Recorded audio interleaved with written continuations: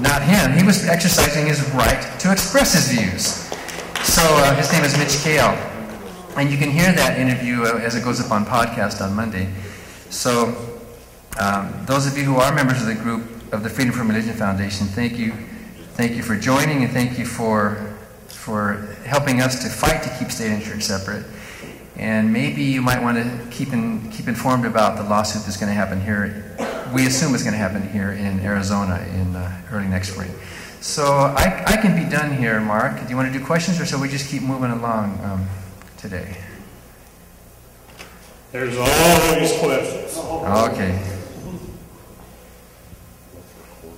How do you feel the breakdown is among strong supporters of liberty on the question of faith? That is, are more people of faith likely to be supporters of freedom? And second question is, if you could be persuaded that a very significant difference existed there and a larger number of freedom lovers were people of faith, how would that affect your actions? Yeah, we don't think people should be judged by their beliefs. They should be judged by their actions. Who cares what people believe? All the members of our group, of course, and I think what group in America doesn't say that they're for freedom? Even these extreme right-wing groups say they're for freedom, right? The freedom, they all want freedom. Freedom is the word everybody wants to use. Of course we all want freedom.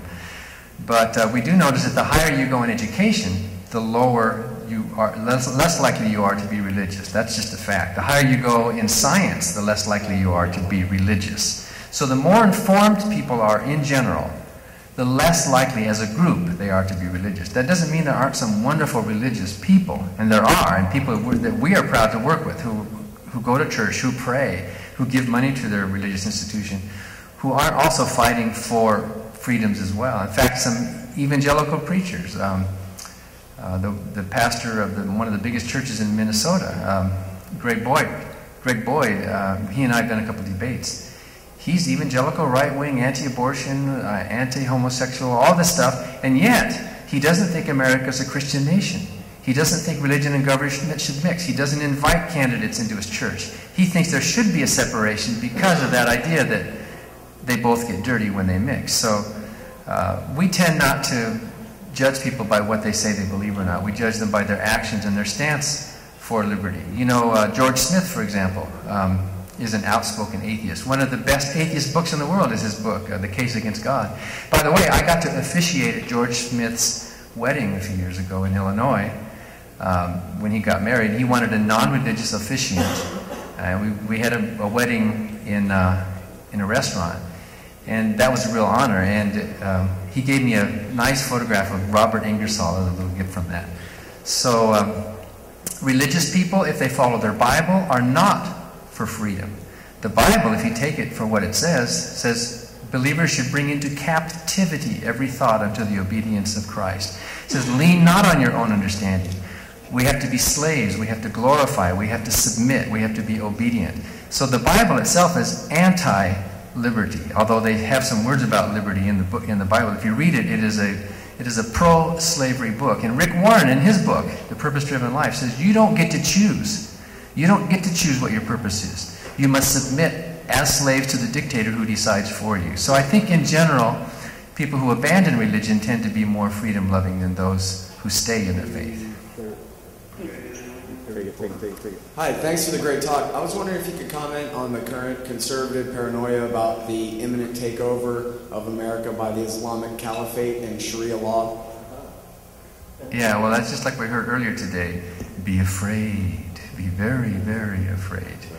It is true that there are some extremist Muslims who do want to take over the world. That's true. And in fact, the Quran pretty much says that to be true. But in practice, and people should be judged by their actions, most Muslims in America don't want to do that. I've debated Muslim scholars and apologists in the U.S. and in England, and they're sweet, wonderful people. Maybe that's because they know they're a minority right now. What happens if they were to get more political power? I don't know what would happen.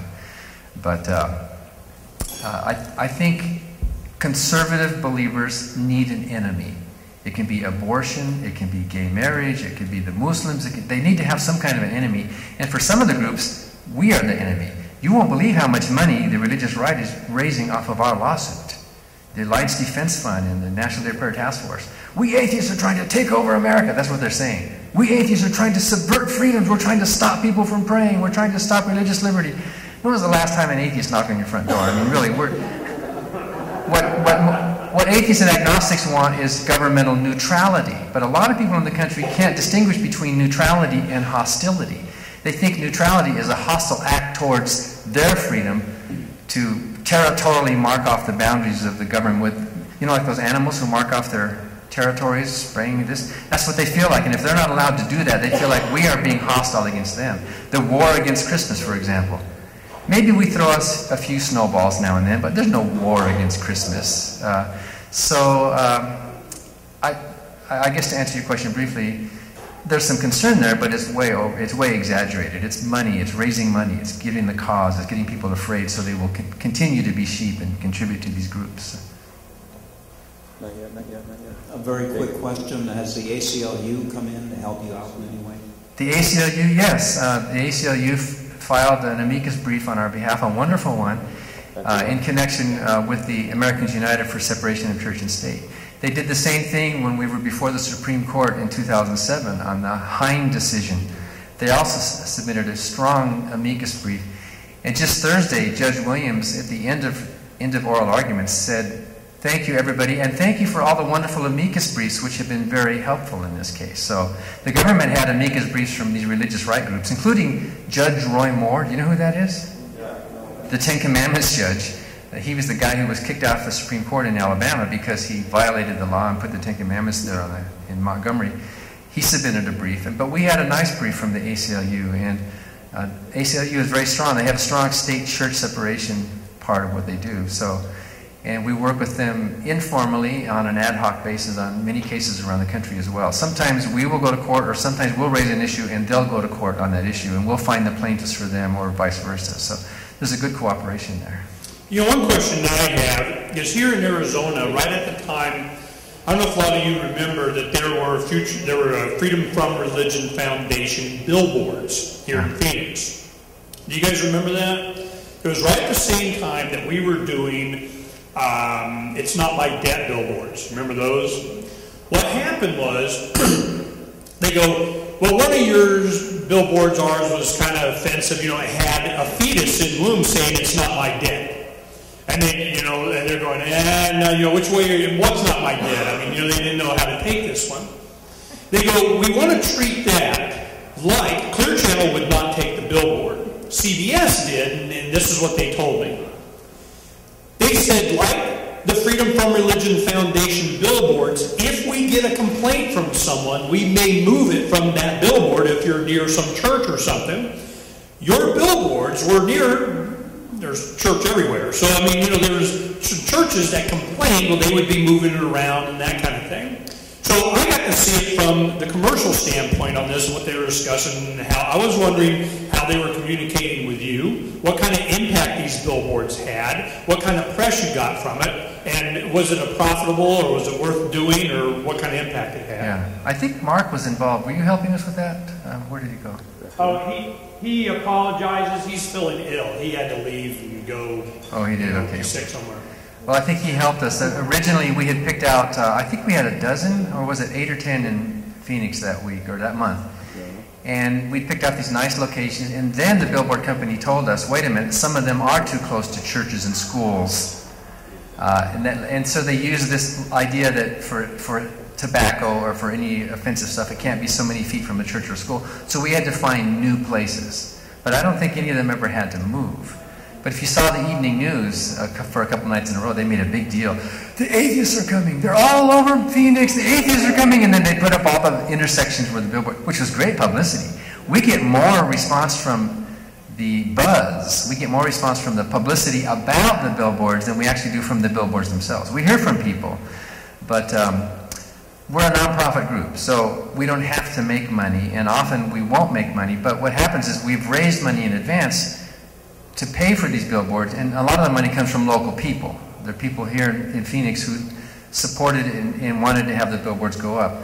So we don't count the success of the billboard financially. We count it by how many people have contacted How us. often do you do that? And where around the country have you done it before? We've been in at least 30 states, maybe 100 cities now. In Atlanta, we had 50 up for a month. New Orleans, we had 5 up. Bus signs as well. Billboards. In fact, Steve Benson, who's the editorial cartoonist, is Steve here? He was going to show up today. Maybe he's not. For the Arizona Republic. He did one for us with a smiling, jolly Santa Claus saying, "Yes, Virginia, there is no God." And that was up in Seattle, and it got defaced. I mean, people hated that. I don't think they minded the God part, but the Santa thing was offensive, you know. So we're putting that one up this week, I think, or next week in Denver, not too far from the capital in Denver. So it's been all over the country. Hawaii doesn't allow billboards, but they do have bus signs. So we're looking at bus signs in Hawaii. The big king-size bus signs, and then the interior signs that are up above. We have a whole bunch of those with quotes from the Founding Fathers, quotes from famous people, and so on. So we're hoping to get to all 50 states. They stay up for a month or 2, and sometimes you can get these deals.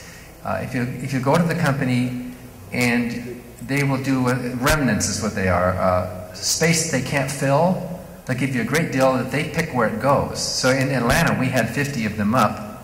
Many of them were places where maybe they weren't the best spots. Some of them were right next to the Pentecostal church, by the way, which is kind of fun. So, and every area has a different value. In Missouri, it's really cheap. It's just hundreds of dollars.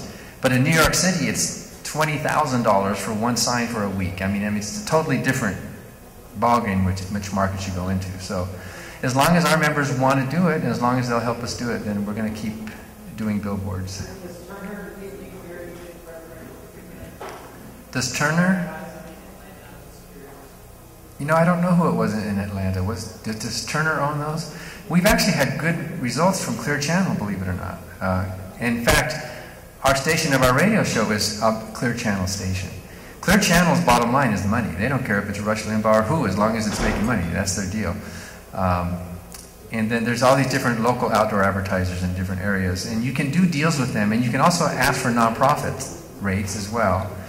And the economy's bad, and we think this is a good time to pressure some of these groups, especially public transit, buses and that are running signs. They need the income, and so they like it. In fact, we had some bus signs up, and then some churches in town put up competing bus signs, which we thought was great, and of course the bus company thought it was wonderful. You know, they like the billboard wars because it's bringing us in to fight, bringing in dollars to them. Yeah, has the American Atheist community done anything to help support non-believers in other countries? Because we've gotten pretty good here compared to a lot of places. Yeah, we do as much as we can. Our groups are American corporations. But there's a national group called Atheist Alliance International, which does a lot of things around the country. And we work with them informally. So I'll travel. I was in Australia for the first atheist conference this year ever. They had 2,500 people. It was in Copenhagen in June. Mexico City last month for the first atheist conference in Mexico ever, which was really, really fun. Since I had been a missionary to Mexico, it was really fun to go back and ask their forgiveness. And we had a formal absolving of my sins of being a missionary.